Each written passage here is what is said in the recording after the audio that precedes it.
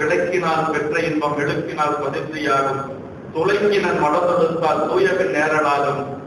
விளக்கிட்டால் பேரு சொல்லின் மெய்நெறி ஞானமாகும்.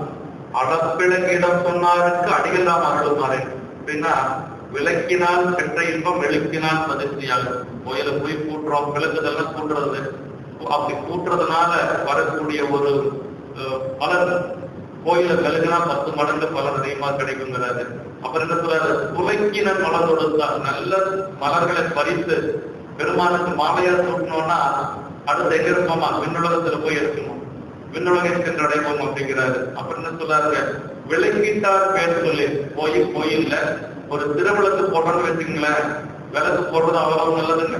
திருவிளக்கு போட்டோம்னா நல்ல ஞானம் கிடைக்கும். ஏன்னா திருமலை காலத்துல அணையக்கூடிய நிலையில ஒரு தீபம் இருந்துட்டு கொஞ்ச நேரத்துல அணைஞ்சு போயிடும்.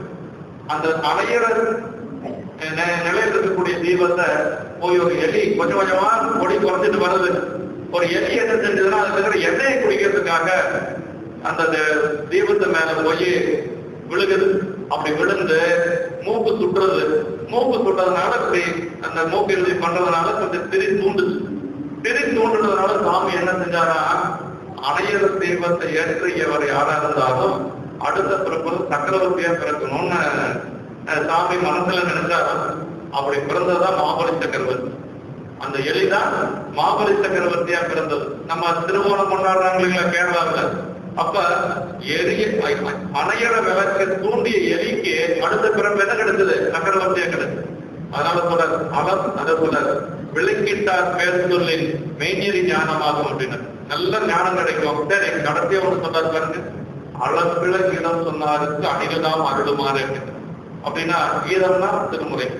இந்த கீதம் சாமி கிட்ட போய் நின்று மன உருகி ஒரு பதிகம் பாடணும்னு வச்சுங்களேன், என்ன கேட்டாலும் கொடுப்பாரு சாமி, என்ன கேட்டாலும் கொடுப்பாரு. அளப்பிழ கீதம் சொன்னாருக்கு அடிகள் தாம் அருளுமாறு என்று சொல்லி அப்பசாமி சொல்றாரு. அதனால எல்லாத்தோட உயர்ந்தது திருமுறைங்க. திருமுறை அப்படிங்கிறது அது ஒரு தொண்டுங்க. ஆமா, 2 தொண்டு, கைகால செய்யக்கூடிய தொண்டு, புலவாரம் பணி, மலர் தொடுத்தல், தீபம் ஏற்றுதல் எல்லாம் சரியை தொண்டு.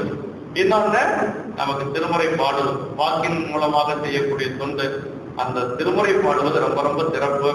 அதான் நமக்கு 12 திருமுறை தொகுத்து கொடுத்திருக்கிறாங்க. முக்கியமான பதிகங்கள் ஒரு மாசத்துக்கு ஒரு 2 பதிகம் தான் நம்ம சிந்திக்க முடியும். எதுக்காகன்னா உங்களுடைய ஒரு இதை தூண்டுவதற்காக. அதற்கு பிறகு நீங்களே வீட்டுல போய் படிச்சுக்கலாம். அதனால 12 திருமுறை ரொம்ப ரொம்ப முக்கியம். இப்படிதான் நமக்கு திருமுறை தொகுக்கப்பட்டது. முதல் 7